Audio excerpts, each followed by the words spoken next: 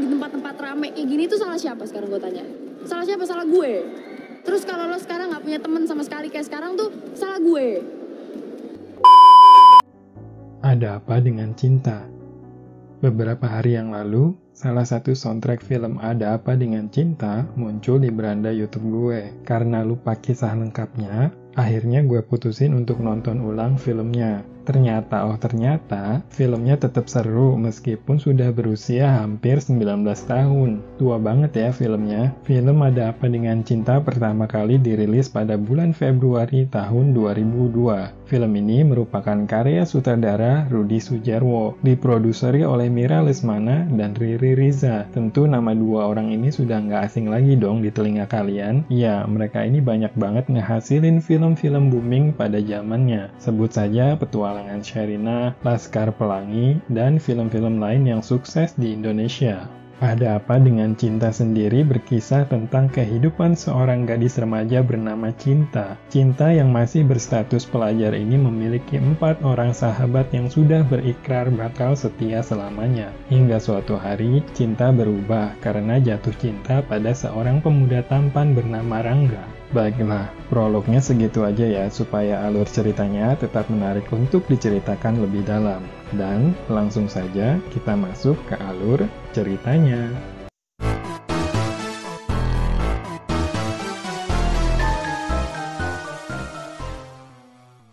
Film ini diawali dengan memperkenalkan tokoh-tokoh yang ada di film ini. Adegan intinya sebenarnya ada pada bagian ini.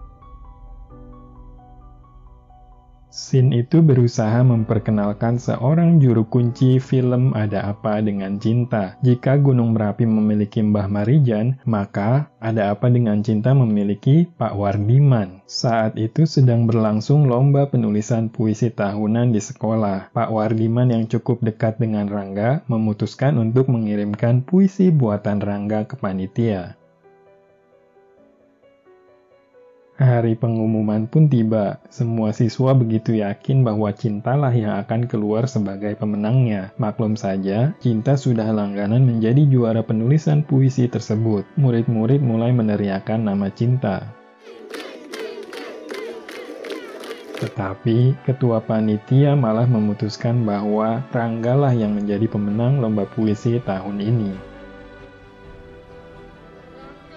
Cinta terlihat agak kaget dengan keputusan itu, begitupun murid-murid lainnya. Yang ngeselin, Rangga malah nggak menerima kemenangan tersebut karena dia nggak pernah ngerasa ikutan lomba. Saya nggak pernah ikutan lomba. Cinta pun mulai membaca puisi buatan Rangga secara berulang-ulang. Dia mulai penasaran dengan sosok Rangga. Dia memutuskan untuk menemui Rangga untuk mengucapkan selamat sekaligus melakukan wawancara. Terus kita harus wawancara dia. Cinta lantas mendatangi Rangga yang sedang berada di perpustakaan. Saat bertemu Rangga untuk pertama kalinya, Cinta mengucapkan selamat atas kemenangan Rangga. Tetapi Rangga malah menanggapinya dengan sinis. Gue mau ngucapin selamat ya buat lo. Cinta lalu mengutarakan niatnya untuk mewawancarainya. Sayangnya, Rangga malah menolak mentah-mentah permintaan Cinta karena dia sejak awal nggak ngerasa pernah ikutan lomba. Cinta malah diminta untuk mewawancarai panitianya. Ya kalau gitu wawancara aja deh jurinya. Cinta yang murka menumpahkan semua unek-uneknya ke sahabatnya. Dia heran, kok ada ya manusia yang sedingin itu, kaku kayak kanebo kering. Adalah cowok yang sombong banget. Namun, meskipun Cinta menjelek-jelekan Rangga di depan teman-temannya, ia justru kelihatannya malah tertarik dengan sosok seorang Rangga. Orangnya tuh sok bintang. Nggak lama kemudian, datanglah si Borne. Dia ini laki-laki yang naksir Cinta. Borne berencana ngajak Cinta untuk nonton sore nanti, tapi Cinta menjanjikan akan mengabarinya lagi nanti sore. Ya udah nanti ditelepon deh sorean. Sorenya, Alia menelpon Cinta. Alia ini sahabat Cinta yang punya masalah dengan kehidupan keluarganya. Bapaknya temperamen dan sering melakukan pemukulan terhadapnya dan ibunya. Alia niatnya curhat ke Cinta, tapi malah Cinta yang ngeluh tentang sikap Rangga. Akhirnya Alia pun urung menceritakan masalahnya ke Cinta. Kayaknya lo yang lagi bermasalah ya? Cinta pun pergi ke mall bersama Borne, tapi tujuannya justru bukan untuk bersenang-senang, melainkan mencari buku yang berjudul Aku. Buku itu adalah buku bacaan Rangga. Ini jadi bukti bahwa cinta itu menaruh perhatian besar ke Rangga. Mbak, akunya Sumanjaya ada nggak, Mbak? Keesokan harinya, Cinta mengirimi Rangga sebuah surat, entah apa isinya, tapi yang jelas isinya itu bikin Rangga emosi dan mendatangi Cinta. Bisa ngomong sebentar? Pertengkaran antara keduanya pun tak terelakkan. Cinta yang berusaha santuy malah bikin Rangga emosi. Rangga akhirnya bersedia diwawancarai, tapi Cinta malah balik marah ke Rangga. Adegan ini lumayan booming di masa itu. Basi, madinya udah siap terbit. Rangga pun pergi meninggalkan Cinta. Dia tidak sadar kalau buku kesayangannya jatuh. Cinta lantas mengambil buku tersebut. Dia mulai membaca isinya, menyelami setiap puisi yang ada di buku tersebut. Setelah memfotokopi bukunya, Cinta mengembalikan buku tersebut ke Rangga dengan secari kertas bertuliskan, "Bila emosi mengalahkan logika, terbuktikan banyakkan ruginya." Rangga mendatangi Cinta untuk mengucapkan terima kasih. Dari sinilah mereka mulai dekat, terlebih ketika Rangga menawarinya untuk hunting buku bekas di Kuitang. Kalau mau ikut ya silakan, enggak juga nggak apa-apa. Sore pun tiba. Rangga dan Cinta terlihat sedang menyeberangi jalan menuju Kuitang. Rangga tiba-tiba memegang tangannya Cinta. Oh, diam-diam tangannya Rangga bandel juga nih. Tapi itu cuma nuntun buat nyebrang doang kali. Jangan salah sangka ke si Rangga. Haha. Sesampainya di toko, Rangga memperkenalkan Cinta kepada penjaga toko yang merupakan temannya. Lantas, Cinta melihat buku-buku bekas sementara Rangga berbincang dengan penjualnya. Udah, itu dia yang nemuin. Tak lama kemudian, Cinta ingat bahwa ia memiliki janji untuk menonton band bareng 4 orang sahabatnya. Ia pun pamit ke Rangga. Saya pulang duluan aja ya. Tapi Rangga malah menuduh Cinta sebagai orang yang gak punya prinsip. Masa baru keluar sebentar bareng Rangga karena sudah ada janji dengan sahabatnya malah langsung pergi begitu saja. Mereka pun kembali ribut nih. Gue buang-buang waktu sama lo. Malamnya Alia ke rumah Cinta. Keduanya pun curhat, tapi tanpa sadar Cinta keceplosan kalau dia baru saja jalan bareng Rangga tadi sore. Cinta lantas meminta Alia untuk merahasiakan hal tersebut dari Carmen, Milly, dan Maura. Jangan bilang sama si Maura dong, sama si Carmen. Keesokan harinya, Rangga kembali mendatangi Cinta yang lagi asyik nonton pertandingan basket. Rangga bermaksud meminta maaf atas kejadian di Kuitang kemarin. Tapi apalah daya, Rangga malah salah ngomong, berantem lagi dah mereka berdua. Lo udah berani-berani vonis, kita gak punya kepribadian. Borne yang cemburu mendatangi Rangga di ruang Pak Wardiman. Dia lantas meminta Rangga untuk menjauhi Cinta. Perkelahian pun terjadi, lebih tepatnya sih dikeroyok sampai bonyok.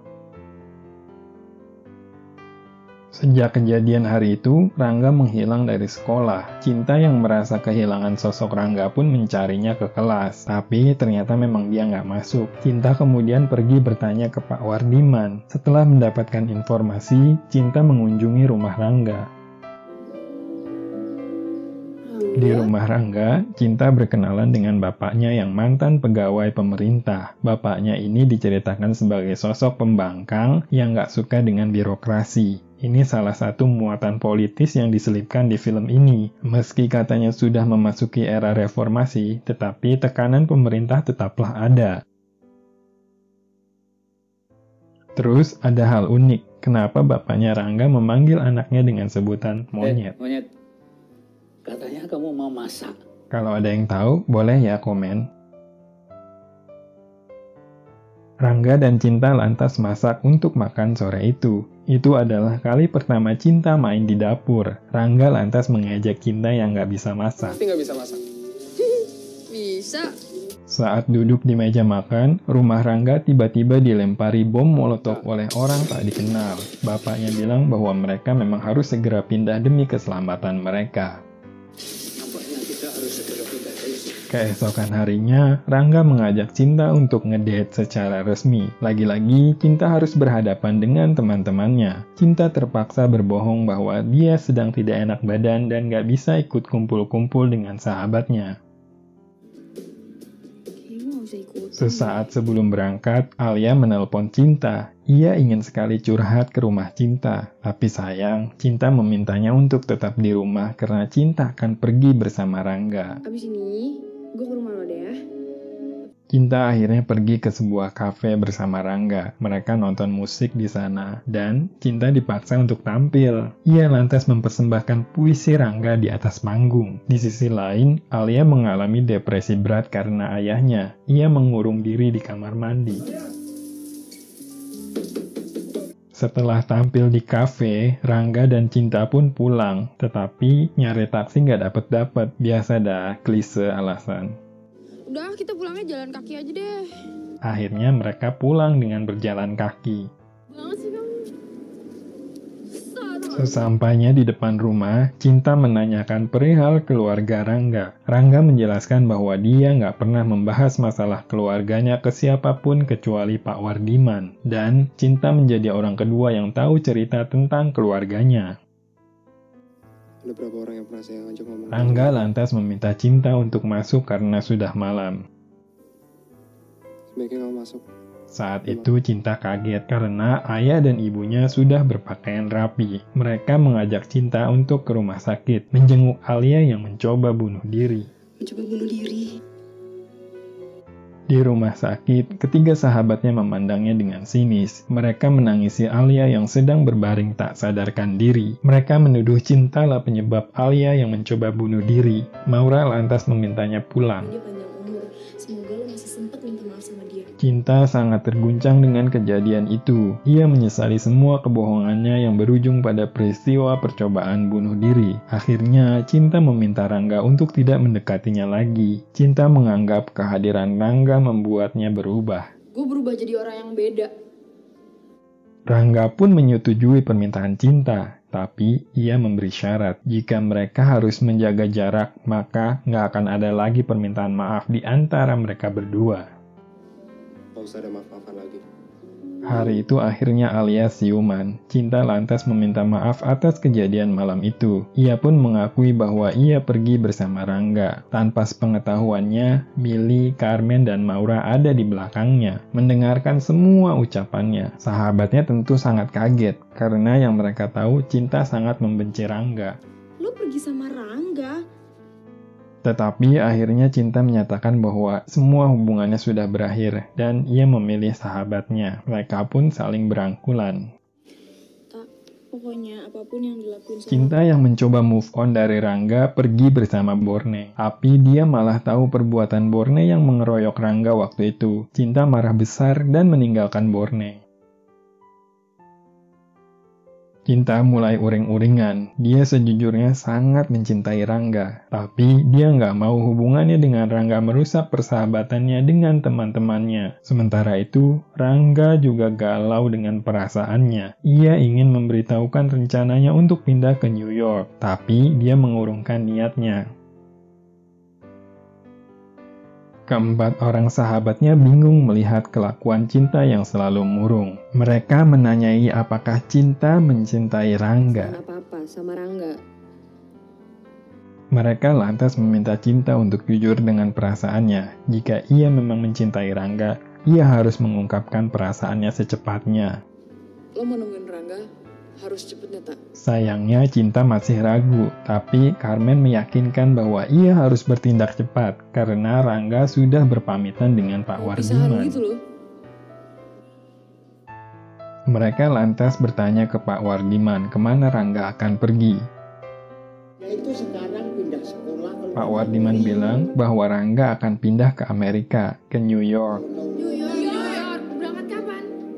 Mereka pun berencana menyusul Rangga ke bandara, tapi mobil Milly malah nggak bisa keluar hari itu karena tergencet oleh mobil-mobil lain yang parkir di depan dan di belakang mobilnya. Kebetulan, Mamet muncul di sana. Mereka lantas memakai mobil Mamet untuk menyusul Rangga ke bandara.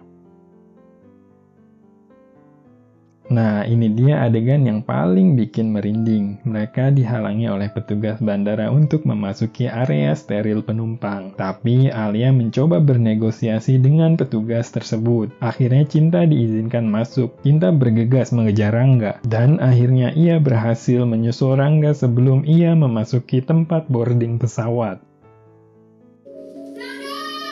Mereka pun berbincang. Cinta mengutarakan perasaannya. Rangga pun demikian.